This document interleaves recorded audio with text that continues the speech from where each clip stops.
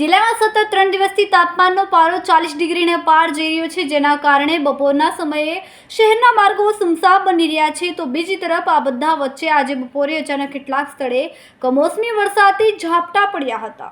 ભરૂચ શહેર તેમજ જિલ્લાના કેટલાક ગ્રામ્ય વિસ્તારમાં બપોરના સમયે અચાનક વાતાવરણમાં પલટો આવ્યો હતો અને જોતજોતના વરસાદી ઝાપટા પડ્યા હતા. વરસાદી ઝાપટાના કારણે થોડા સમય માટે અસહ્ય ગરમીમાંથી લોકોને રાહત મળી હતી, પરંતુ ત્યારબાદ ફરી એકવાર તાપમાન હાવી બનતો દિવસ દરમિયાન જોવા મળ્યો હતો. રિપોર્ટર રવિ સૈયદ, તહેલકા ન્યૂઝ, ભરૂચ.